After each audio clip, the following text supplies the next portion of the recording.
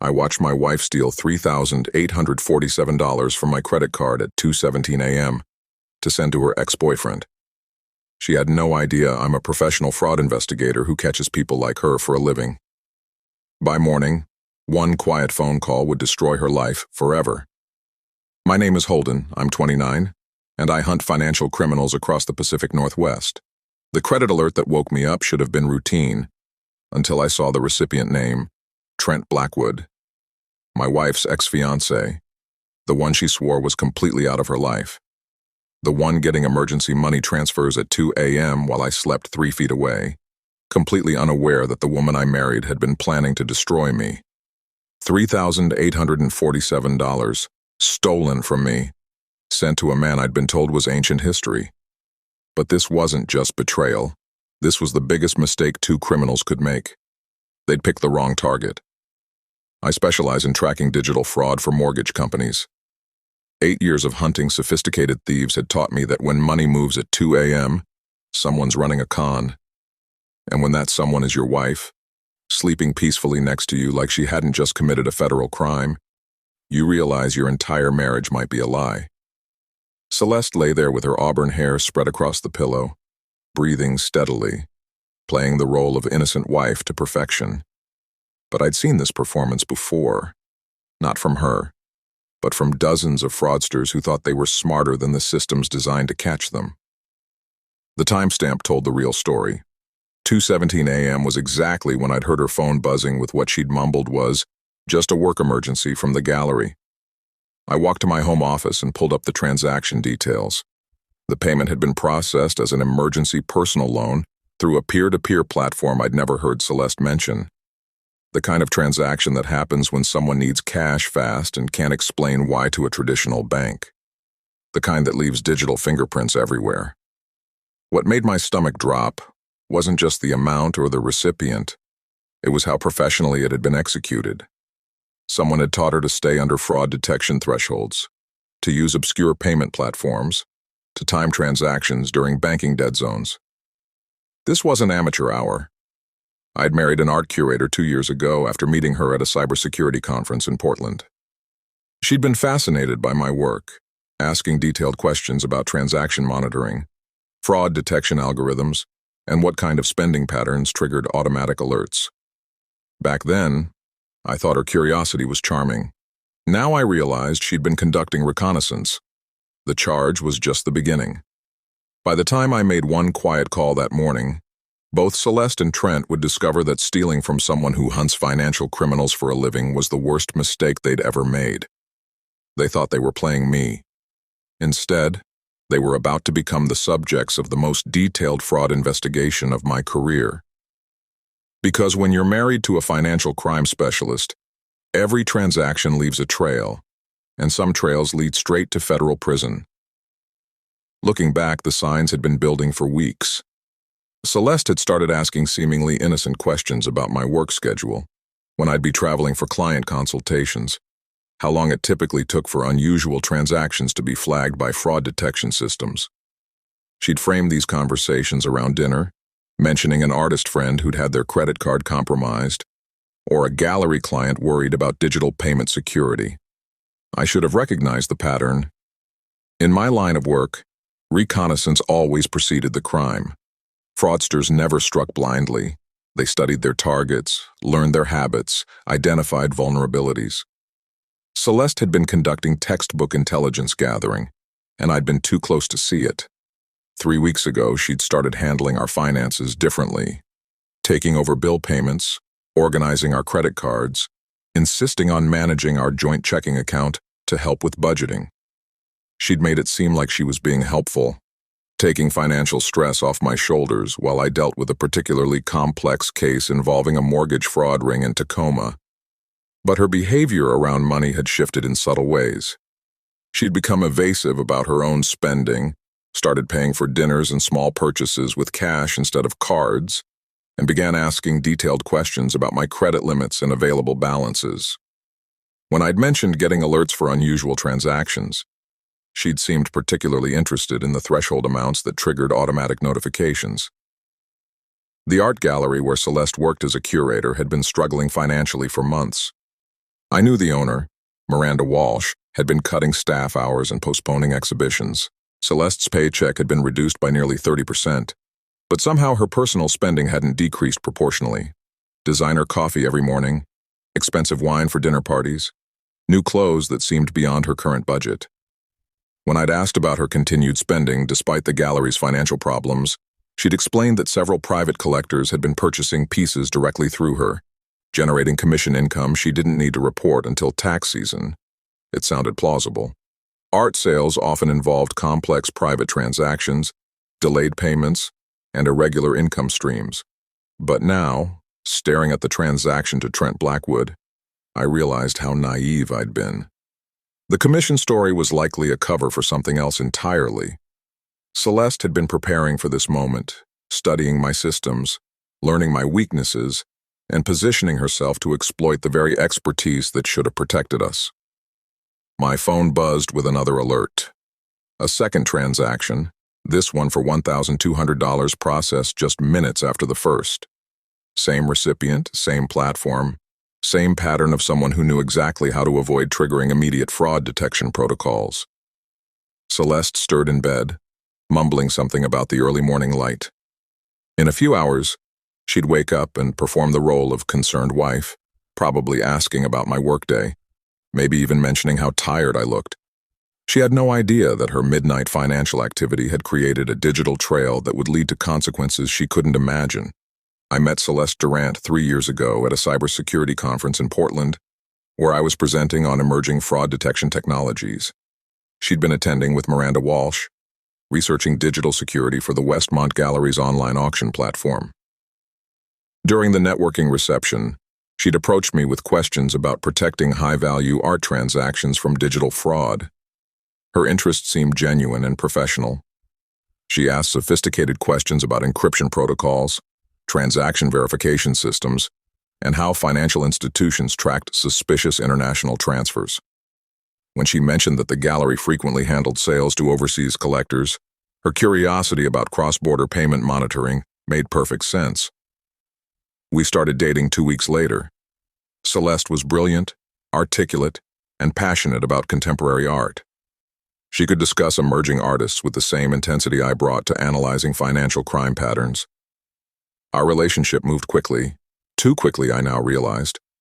Within 6 months, she'd moved from Portland to Seattle to be closer to me, taking a position at the Westmont Gallery's Seattle branch. The gallery job had seemed like a perfect fit. Celeste specialized in contemporary Pacific Northwest artists, worked with wealthy collectors, and earned a decent salary plus commissions. She'd been enthusiastic about the move, claiming she was ready for a fresh start after ending her engagement to Trent Blackwood 8 months earlier. According to Celeste, Trent had been controlling and financially irresponsible. He'd apparently accumulated significant debt from a failed restaurant venture and had pressured her to use her connections in the art world to find investors for increasingly questionable business schemes. She described their breakup as messy but final, claiming he'd moved to California to start over. I'd believed her version of events completely. Celeste had seemed relieved to be free from what she described as a toxic relationship. She'd been open about the financial stress Trent had created, mentioning that she'd had to rebuild her credit after their joint accounts were closed and shared debts were resolved. When we married 18 months ago, Celeste had insisted on keeping our finances partially separate. She wanted to maintain her independence, she'd explained, after feeling financially controlled in her previous relationship. We opened a joint checking account for household expenses but kept individual credit cards and savings accounts. At the time, this arrangement seemed mature and respectful of her past experiences. But now I understood the real reason for financial separation. Celeste had wanted access to my accounts while maintaining the ability to move money without my immediate knowledge. Our joint account gave her legitimate access to our shared credit cards, while her individual accounts provided cover for activities I wouldn't see. The timing of our relationship suddenly looked different too. Celeste had met me just months after attending cybersecurity conferences about financial crime prevention. She'd been learning about the systems designed to catch fraudsters while simultaneously planning to become one herself. Even our wedding had been strategic. A small ceremony, reasonable budget, nothing that would attract attention or create significant shared debt. Celeste had wanted a partnership that gave her access to my financial resources and professional knowledge without creating legal complications that would be difficult to unwind. Looking at the $3,847 charge to Trent Blackwood, I realized our entire relationship might have been an elaborate setup. The question wasn't whether Celeste had been planning to steal from me. It was how long she'd been planning it, and how many others had been involved from the beginning. The last 3 months had been filled with what I now recognized as systematic intelligence gathering. Celeste had been studying my work habits, my security protocols, and my financial patterns with the precision of a professional con artist. It started with seemingly innocent conversations about my cases. Over dinner, she'd ask about the types of fraud I was investigating, how criminals typically moved money without detection, and what mistakes usually led to their capture. I'd shared stories from work, thinking I was educating someone I trusted about the dangers of financial crime. In hindsight, I was providing a masterclass in how to steal money without getting caught. Celeste had paid particular attention to my explanations of transaction timing. She'd learned that charges processed between midnight and 6 a.m. often bypassed initial fraud screening, that peer-to-peer payment platforms had fewer monitoring protocols than traditional banks, and that amounts under $5,000 rarely triggered immediate alerts for investigation. She'd also studied my personal financial habits. Celeste knew that I checked my accounts first thing in the morning, but rarely reviewed detailed transaction histories until weekends. She'd observed that I received fraud alerts on my phone, but often dismissed them if I was busy with work. She'd learned that I trusted her enough to leave my credit cards accessible when I showered or slept. 2 months ago, she'd started asking about my travel schedule. When would I be visiting clients in Spokane or Portland? How long would I be gone? Did I typically check my accounts while traveling, or wait until I returned home? She'd framed these questions around planning romantic dinners or weekend getaways, but I now understood she'd been identifying windows of opportunity. Celeste had also begun testing my responses to unusual spending. She'd made several large purchases for the gallery, art supplies, framing materials, exhibition expenses, and mentioned them casually to see how I reacted. When I didn't question these transactions immediately, she'd learned that I trusted her judgment about professional expenses. More troubling, she'd started asking detailed questions about my work colleagues and their security protocols. Which fraud investigators did I collaborate with most frequently? How quickly did we share information about suspicious activities? What types of patterns triggered interagency communication? She'd claimed to be fascinated by the collaborative nature of financial crime prevention. The reality was that she'd been mapping my professional network to understand how quickly her activities might be detected and reported. 3 weeks ago, Celeste had made a critical mistake that should have alerted me immediately. During a dinner party at our house, she'd mentioned knowing someone who'd successfully disputed fraudulent charges by claiming their card had been temporarily misplaced. The conversation had been about credit card security, but her comment had been oddly specific and unprompted. She'd been testing whether I would recognize techniques commonly used by fraudsters to avoid accountability. When I'd responded with general advice about reporting suspicious activity quickly, she'd gained confidence that I wouldn't immediately suspect deliberate theft if my card showed unusual activity. Last week, she'd escalated her preparation. Celeste had volunteered to organize our financial documents for tax preparation, giving her legitimate access to account numbers, credit limits, and security codes. She'd also insisted on updating our emergency contact information with the banks, claiming she wanted to ensure she could handle financial issues if I was traveling for work. Every conversation, every question, every helpful gesture had been building toward this moment. Celeste had been conducting a months-long reconnaissance operation against her own husband, using my professional knowledge and personal trust to plan what she believed would be the perfect crime. But she'd made one crucial miscalculation. She'd assumed that loving someone meant trusting them completely. She hadn't considered that my training in detecting financial fraud would be stronger than my emotional attachment to our marriage. Instead of confronting Celeste immediately, I made a decision that would define everything that followed. I was going to treat this like a professional investigation, not a personal betrayal. My emotions wanted to wake her up and demand explanations, but my training told me to gather evidence first. I spent the next 2 hours setting up comprehensive monitoring on all accounts Celeste could potentially access.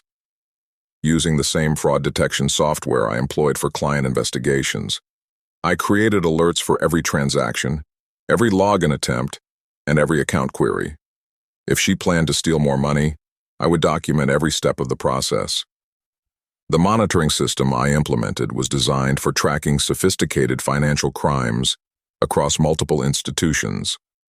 It could detect patterns that traditional banking alerts missed, identify transaction relationships that seemed unconnected, and build comprehensive profiles of fraudulent activity. Celeste had no idea that the same tools I used to catch mortgage fraud rings were now focused on her activities. I also reached out to Detective Raymond Kozlov with the Seattle Police Department's Financial Crimes Unit. Ray and I had collaborated on several cases involving cross-state fraud investigations. Without revealing specific details, I mentioned that I was monitoring suspicious activity that might require law enforcement involvement if it escalated. "Personal or professional?" Ray had asked. "Both," I'd replied. "I'll have more information by the end of the week." Ray understood that financial crime investigations required patience. Evidence needed to be comprehensive and legally admissible. Rushing to judgment, even when the initial indicators were clear, often resulted in charges that wouldn't hold up in court. By 6 a.m., I had established monitoring protocols that would track every financial move Celeste made. More importantly, I had created a secure documentation system that would preserve evidence in a format that law enforcement could use for prosecution if necessary. The hardest part was maintaining normal behavior. When Celeste woke up at 7:30, I was drinking coffee in the kitchen, reading news on my tablet exactly like every other morning. She kissed my cheek, mentioned she had an early meeting at the gallery, and asked about my plans for the day. "Client consultation in Bellevue," I told her. "Probably won't be home until after 6. I watched her process this information. 8 hours of unsupervised access to our house, our computers, and our financial information. Her expression remained neutral, but I caught a brief flicker of calculation in her eyes. "I might work late too," she said. "Miranda wants to discuss the upcoming contemporary exhibition. Could be a long day." Another lie. I'd already checked the gallery's schedule. Miranda was in Portland for a collectors conference and wouldn't return until Thursday. Celeste was creating an alibi for activities I couldn't yet identify, but my monitoring systems would capture everything. Before leaving for my fake client meeting, I made one additional preparation. I activated location tracking on my phone and sent the information to Ray Kozlov. If Celeste's activities escalated beyond financial theft, I wanted law enforcement to know exactly where I was and what I was investigating. The trap was set. Celeste had been planning her crime for months, but she'd underestimated the target. Instead of stealing from a trusting husband, she was about to commit documented fraud against a financial crime investigator who was building a case that would destroy her freedom. As I drove away from our house, my phone was already buzzing with the first alerts of the day. The hunt had begun. My phone exploded with notifications starting at 9:47 a.m. I was sitting in a Starbucks in Bellevue, maintaining my alibi while monitoring Celeste's activities in real time. The first alert showed a $2,100 charge to something called Emerald Coast Consulting, another peer-to-peer payment platform I'd never heard of. 23 minutes later, $1,800 to T. Blackwood Enterprises, then $900 to Cascade Recovery Solutions. Each transaction was carefully structured to stay below the $3,000 threshold that would trigger immediate fraud investigation at most financial institutions. Someone had taught her well. But Celeste had made a critical error. She was using my credit card to fund what appeared to be a systematic payment schedule, not random purchases. The timing, amounts, and recipients suggested a coordinated effort to move money quickly through multiple channels. This wasn't impulsive spending. It was organized financial crime. I called the phone number associated with Emerald Coast Consulting. After 3 rings, a familiar voice answered. "Trent speaking." I hung up immediately. Celeste wasn't just sending money to her ex-fiancé, she was funding what appeared to be his business operations using stolen credit card access. The scope of their collaboration was larger than I'd initially suspected. By noon, they'd processed 8 separate transactions totaling $12,400. Each payment was documented with timestamps, IP addresses, and device identification numbers that my monitoring software captured automatically. They were creating a comprehensive digital record of their crimes without realizing it. The pattern became clear as I analyzed the transaction flow. Celeste was using my credit card to fund payments to multiple shell companies that all traced back to Trent Blackwood. He'd apparently created several business entities to receive and launder the stolen funds, making it appear like legitimate business income rather than proceeds from credit card fraud. At 1:15 p.m., my monitoring system detected something that made my blood run cold. Celeste had accessed our joint checking account and initiated a wire transfer for $8,500 to a bank in Portland. She wasn't just stealing from my credit card, she was draining our shared savings. The wire transfer was scheduled for next-day processing, giving her time to cover her tracks or disappear before I discovered the missing money. But my monitoring system had captured her login credentials, the receiving bank information, and the specific account numbers involved. I immediately called our bank and placed a fraud hold on all accounts associated with my Social Security number. The wire transfer was frozen pending investigation, but Celeste wouldn't know about the hold until she tried to access the accounts again. At 2:30 p.m., I received a text from Celeste. "Hey, honey, having lunch with Miranda. Might be another hour before I head back to the gallery. Love you." Miranda was in Portland. The gallery was closed for renovations until Thursday. Celeste was somewhere in Seattle, probably with Trent, coordinating the largest financial theft of my money they could accomplish in a single day. My phone rang. Detective Ray Kozlov. "Holden, I'm seeing some interesting activity on the monitoring alerts you set up. Are you somewhere we can talk securely?" "Absolutely. How much do you know?" "Enough to tell you that what you're documenting isn't just personal fraud. The transaction patterns and shell company structure suggest organized financial crime. We need to meet." I drove to the Seattle Police Headquarters and spent the next hour briefing Ray on everything I'd discovered. The evidence was overwhelming. Celeste and Trent had created a sophisticated operation to steal and launder money through fake business entities, using my professional knowledge about fraud detection to avoid immediate discovery. "How much are we talking about total?" Ray asked. "At least $15,000 today, but based on the infrastructure they've built, this has probably been going on longer than I realized." Ray reviewed the transaction logs on his computer screen. "Holden, you've documented a federal crime. The interstate nature of this fraud and the amounts involved require FBI involvement. Are you prepared for what that means?" I looked at the evidence we'd gathered in less than 8 hours.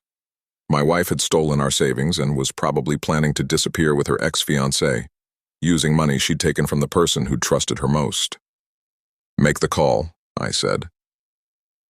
FBI Special Agent Diana Reeves arrived at the Seattle Police Department within 2 hours of Ray's call.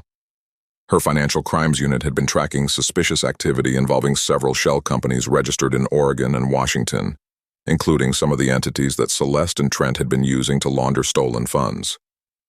"Mr. Fletcher," Agent Reeves said, reviewing the documentation I'd gathered, "your wife and her associate have stumbled into the middle of a much larger investigation.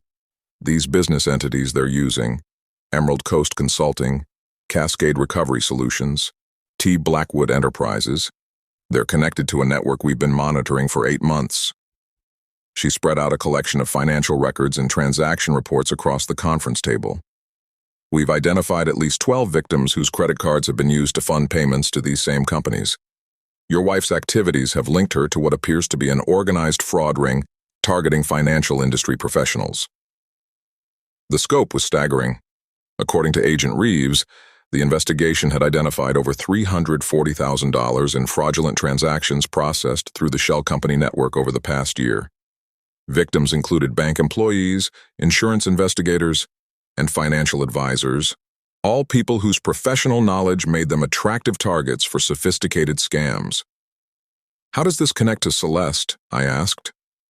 "We're still mapping the relationships, but preliminary evidence suggests that Trent Blackwood has been recruiting romantic partners with access to financial industry professionals. Your wife may not be his first target. Agent Reeves showed me photographs of 3 other women who had been arrested in connection with similar fraud schemes in Portland, Sacramento, and Denver. All were educated professionals in their late 20s or early 30s. All had been in relationships with men connected to the shell company network. It's a sophisticated operation, she explained. They identify professionals in financial services through dating apps, professional conferences, or social media. The romance moves quickly. Within months, the victims are providing access to financial information that gets used for large-scale fraud. My stomach dropped as I realized the implications. Celeste didn't meet me by coincidence at that cybersecurity conference. She was targeting me specifically. That's our working theory. The timing, the speed of your relationship, her questions about your work. It all fits the pattern we've seen with other victims. Agent Reeves pulled up a digital map showing the geographic spread of the fraud network. The operation is based in Portland, but has expanded to Seattle, San Francisco, and Denver. Your wife's activities represent the Seattle branch of what we now understand is a multi-state criminal enterprise. The evidence I'd gathered over the past day had inadvertently provided law enforcement with the missing pieces needed to understand how the entire network operated. My monitoring systems had captured not just Celeste's individual crimes, but the connection points between multiple fraud operations. What happens now? I asked. We're obtaining warrants for coordinated arrests across 4 states. The evidence you've provided gives us probable cause to move against the entire network simultaneously, but we need you to maintain your current monitoring setup for another 24 to 48 hours to capture additional evidence. Ray leaned forward in his chair. Holden, this is bigger than your marriage. If you help us take down this operation, you'll be preventing dozens of other financial professionals from being victimized. I thought about the 3 women in the photographs, all of whom had probably believed they were in loving relationships while being systematically exploited. I thought about the victims whose financial security had been destroyed by sophisticated criminals who used trust and romance as weapons. What do you need me to do? Agent Reeves outlined the plan. I would return home and continue normal behavior while maintaining the monitoring systems.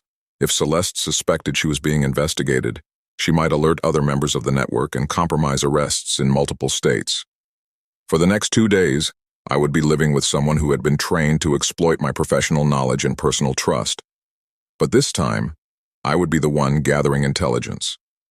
The coordinated federal investigation moved quickly once Agent Reeves obtained authorization from her supervisors.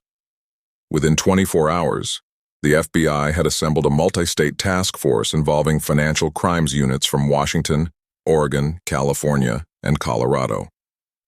My documentation of Celeste's activities had provided the missing link that connected fraud operations across the entire Pacific region. Thursday morning brought a briefing at the FBI's Seattle field office. The conference room was filled with agents, detectives, and financial crime specialists from multiple jurisdictions. Agent Reeves stood at the front of the room, presenting an overview of what they were now calling Operation Heartbreak, a sophisticated fraud network that used romantic relationships to target financial industry professionals. The evidence provided by Mr. Fletcher has allowed us to identify the complete organizational structure, Agent Reeves explained. Trent Blackwood operates what we're calling recruitment cells in major cities. He identifies and trains romantic partners to target specific victims in the financial services industry. The presentation included organizational charts showing how the network operated. Trent managed multiple relationships simultaneously, providing his partners with detailed profiles of potential victims, scripts for building trust, and specific financial information to gather. Once access was established, the partners would systematically drain accounts using the shell company network to launder stolen funds. Detective Sarah Chen from Portland PD had been investigating similar cases for months. We've identified at least 8 women who were unknowingly recruited into Blackwood's operation. They believed they were in exclusive relationships, but he was managing multiple operations simultaneously across different cities. Agent Marcus Webb from the Denver field office added, "The victims aren't just the financial professionals who were robbed.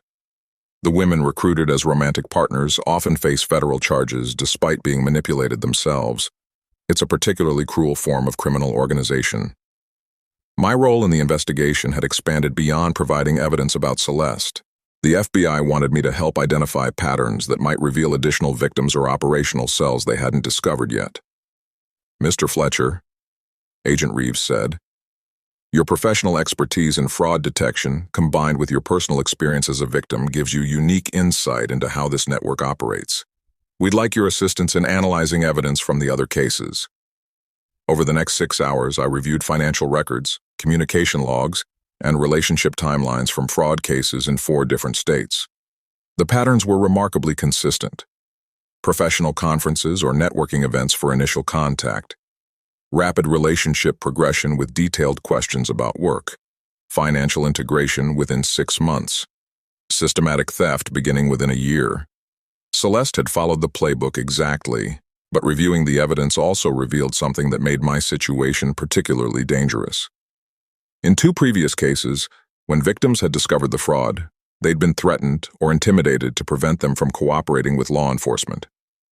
One victim in Sacramento had received death threats. Another in Denver had been stalked for months after the arrests. Agent Reeves pulled me aside after the briefing. "Holden, we need you to understand the risks involved in continuing this investigation. If Celeste or Blackwood suspect you're working with law enforcement, your safety could be compromised." "What are you recommending?" "We can arrange protective custody until the arrests are completed. Move you to a secure location, maintain monitoring of your accounts remotely, and eliminate any risk of retaliation." I thought about the other victims whose financial lives had been destroyed while they trusted someone they loved. I thought about the women who had been manipulated into committing federal crimes without understanding the true nature of their relationships. "How long until you can make the arrests?" "Coordinated operations across 4 states require precise timing. We're looking at 48 to 72 hours maximum." I made the decision that would define the next 3 days of my life.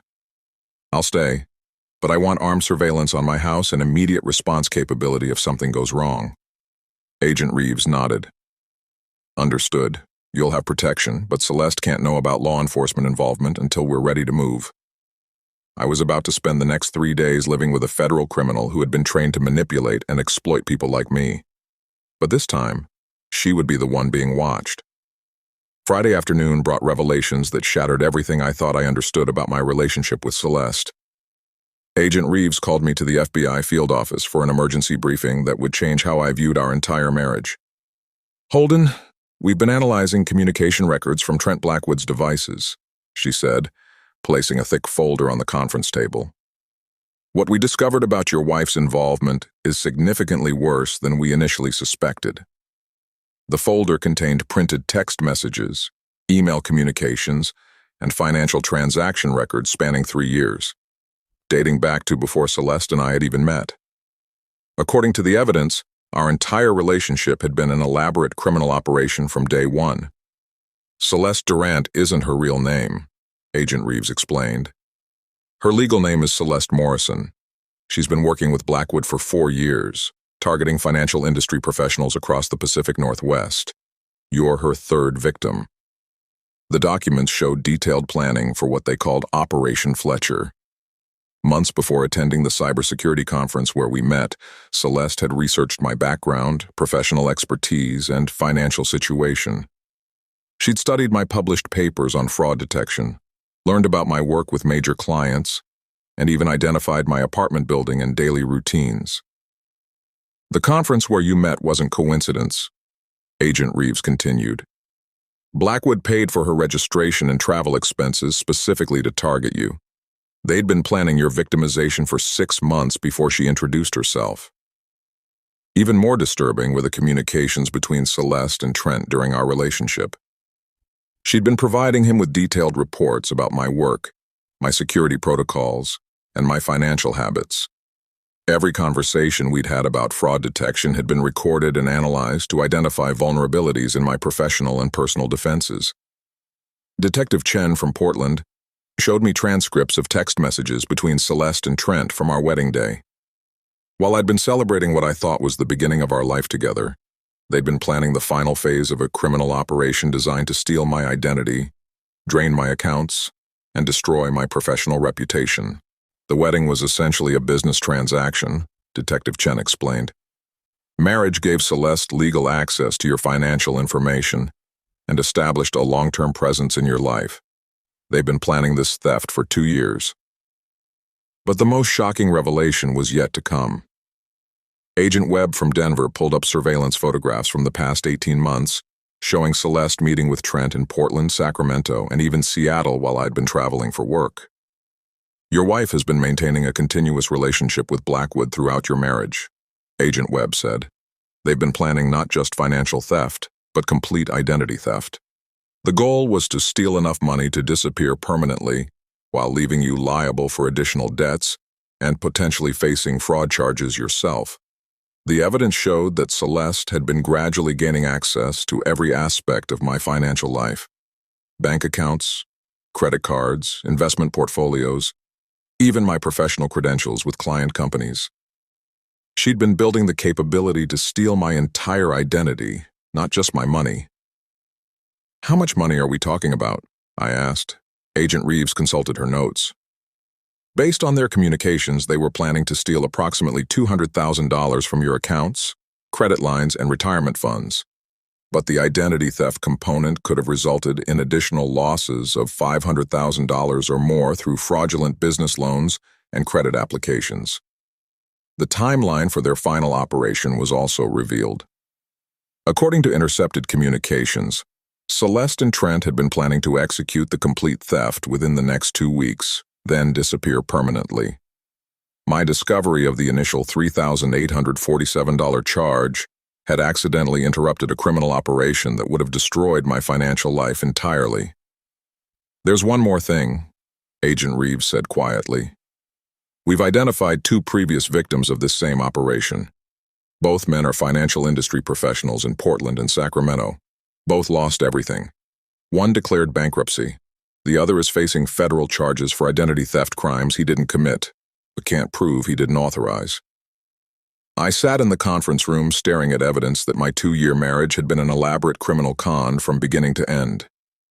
Every conversation, every intimate moment, every expression of love had been part of a sophisticated fraud designed to destroy my life while enriching 2 professional criminals. But I was also looking at evidence that would prevent them from doing this to anyone else ever again. When do we arrest them? Tomorrow morning.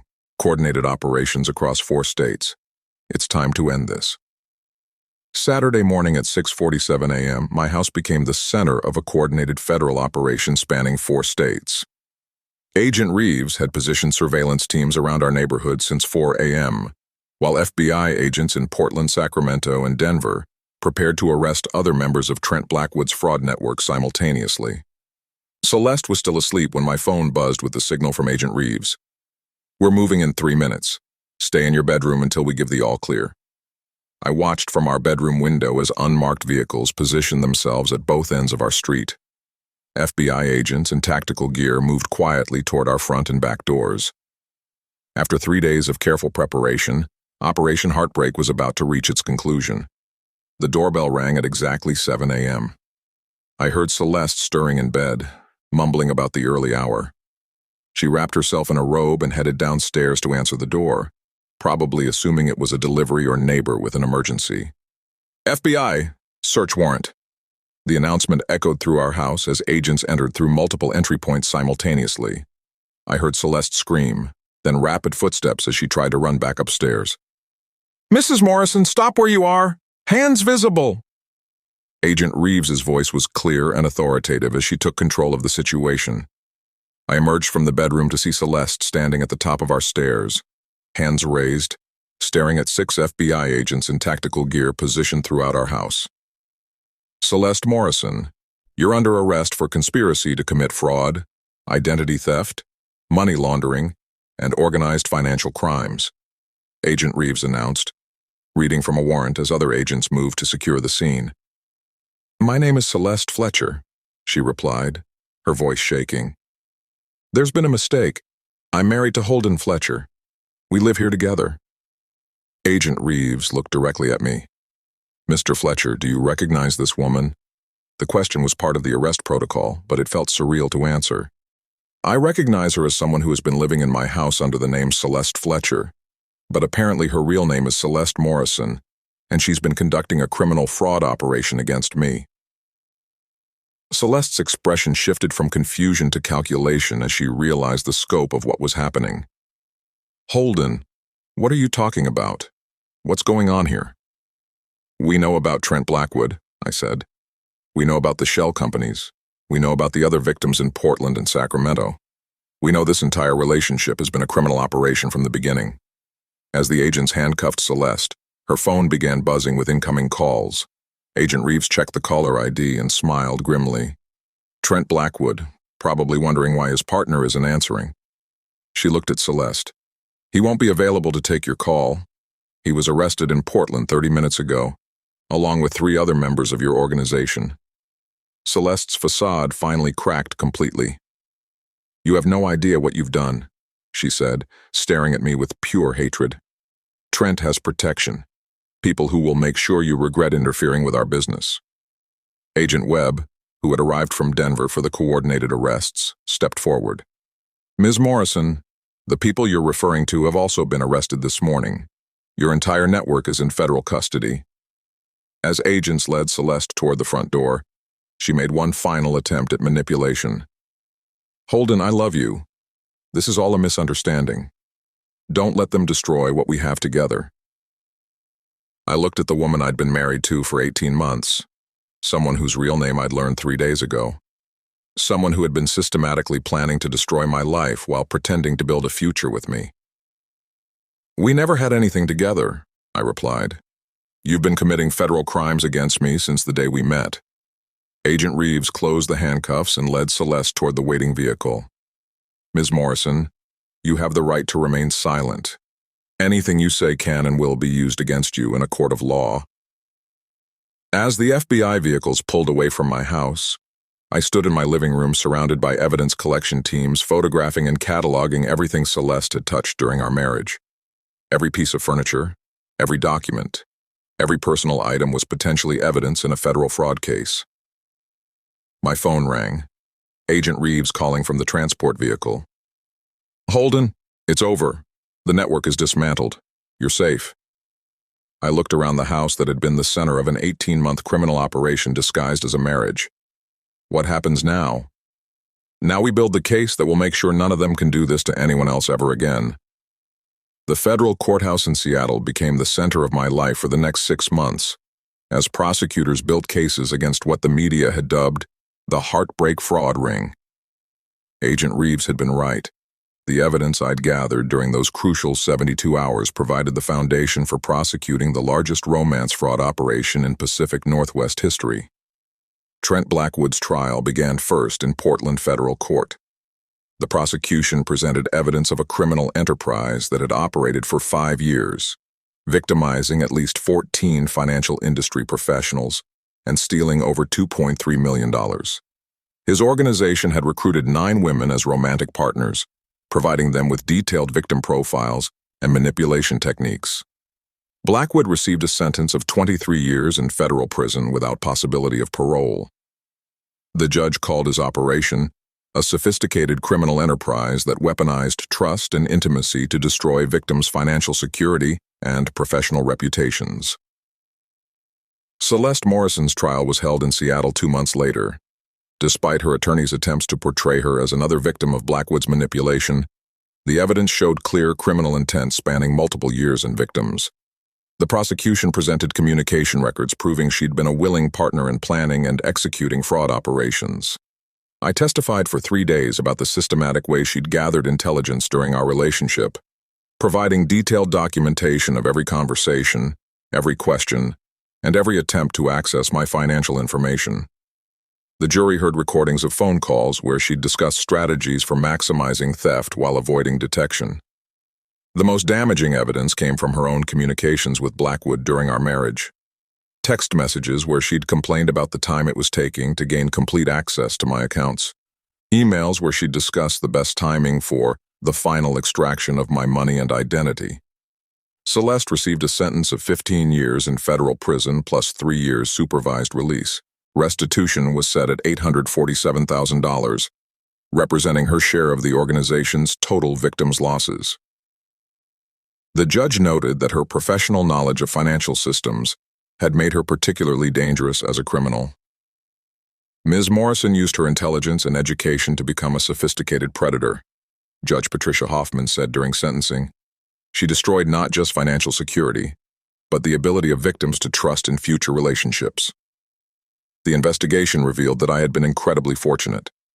2 previous victims of the same operation had lost their homes, their retirement savings, and their professional reputations.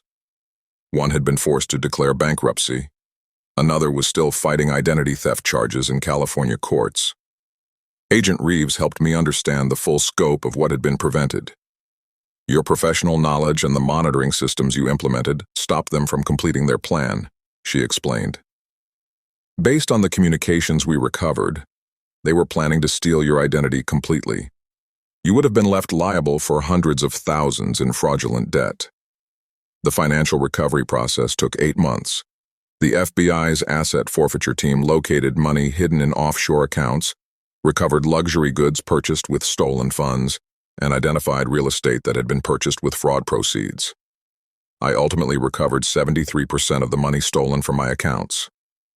More importantly, the investigation led to the recovery of funds stolen from other victims. The restitution paid by all convicted members of the organization was distributed among 14 victims across 4 states. 3 people were able to avoid bankruptcy because of the recovery efforts. Miranda Walsh, the gallery owner who had unknowingly employed Celeste, provided crucial testimony about how the fraud network had operated. She used her position at the gallery to identify wealthy clients and gather their financial information, Miranda testified. I thought she was just very attentive to customer service. The gallery cooperated fully with the investigation and implemented new security protocols to prevent similar infiltration in the future. 2 additional victims were identified among the gallery's clientele who had experienced unexplained credit card fraud during the period of Celeste's employment. 6 months after the arrests, I received a letter from Agent Reeves informing me that the FBI was using our case as a training example for financial crime investigators nationwide. The monitoring techniques I'd employed and the evidence documentation had become a model for investigating romance fraud operations. Your actions didn't just solve your own case, she wrote. They've provided law enforcement with tools that are being used to protect other potential victims and prosecute similar criminal organizations. The psychological impact of learning that my entire marriage had been an elaborate criminal operation required months of counseling. But gradually, I began to understand that Celeste Morrison's actions reflected her criminal nature, not any failure on my part to recognize deception. Dr. Sarah Martinez, a therapist who specialized in treating fraud victims, helped me process the experience. You were targeted by professionals who had years of experience manipulating people in your situation, she explained. Their success didn't reflect your naivety. It reflected their criminal expertise. The case officially closed 14 months after that 2 a.m. credit card alert had changed my life forever. All members of the organization had been sentenced. All victims had received maximum possible restitution. The network that had been destroying lives across the Pacific Northwest had been permanently dismantled. I moved to Portland 8 months after the trials concluded, accepting a position as Director of Financial Crime Prevention for Columbia River Bank. The irony wasn't lost on me. The experience that had nearly destroyed my life had also made me uniquely qualified to protect others from similar victimization.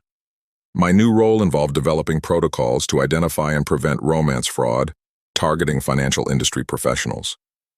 The monitoring techniques I'd used to document Celeste's crimes became the foundation for early warning systems that could detect when employees were being targeted by organized fraud operations. The house in Seattle sold quickly, and I was relieved to leave behind the memories of an 18-month marriage that had been entirely fabricated. Every conversation, every intimate moment, every expression of love had been part of a criminal operation designed to steal my identity and destroy my financial security. But moving forward also meant acknowledging an uncomfortable truth. I had been a perfect victim. My expertise in financial crime had made me confident that I could recognize fraud when I saw it. That confidence had made me vulnerable to criminals sophisticated enough to exploit my professional blind spots. Dr. Martinez had helped me understand that criminal organizations like Blackwood's succeeded because they studied their victims extensively before making contact. They knew your professional strengths and designed their approach to work around them, she'd explained. Your expertise made you a valuable target, not a protected one. The personal cost of the experience extended beyond financial losses. Dating again required rebuilding trust in my own judgment about people and relationships. Every new acquaintance, every potential romantic interest, every professional contact had to be evaluated through the lens of experience with sophisticated deception. But the professional benefits were significant. My expertise in documenting and prosecuting romance fraud led to consulting opportunities with law enforcement agencies across the country. The case had become a model for investigating organized fraud operations that targeted specific professional communities. Agent Reeves stayed in contact, updating me on how the investigation techniques we'd developed were being used in similar cases. Your monitoring approach has been adopted by FBI field offices in 12 states, she told me during a recent call. We've identified and dismantled 3 additional romance fraud rings using the same evidence-gathering protocols.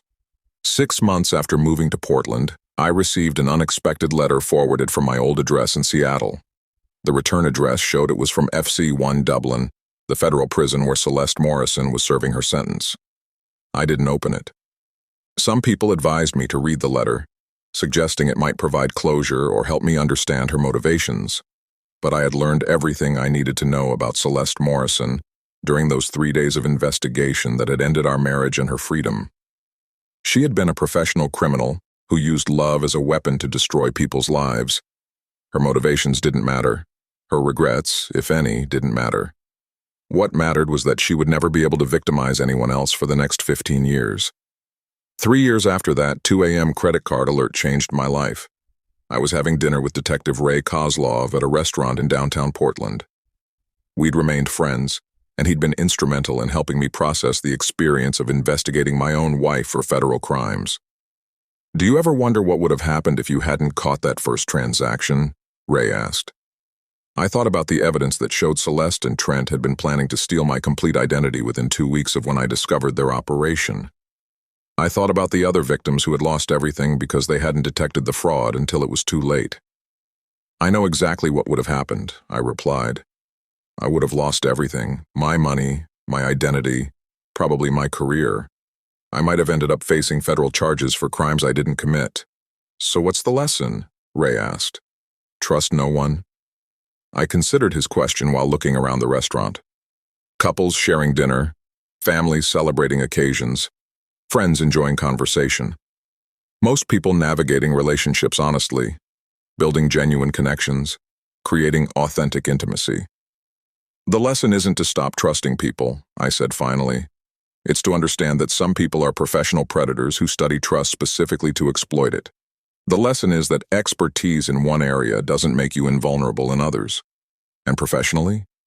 Professionally, the lesson is that the same skills used to catch financial criminals can protect you when you become a target yourself.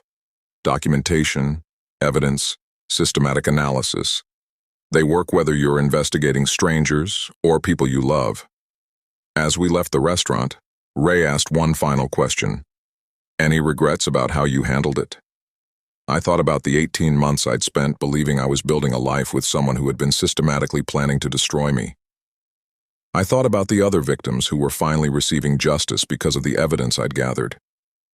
I thought about the romance fraud rings that had been dismantled using techniques developed during my investigation. No regrets, I said. Sometimes the person closest to you is the one you know the least, but sometimes if you're very lucky and very careful, you can turn that betrayal into protection for everyone else. The quiet call I'd made that morning to Detective Kozlov had ended a criminal organization, protected other potential victims, and ensured that Celeste Morrison and Trent Blackwood would never again use love as a weapon to destroy people's lives. That was worth everything I'd lost and everything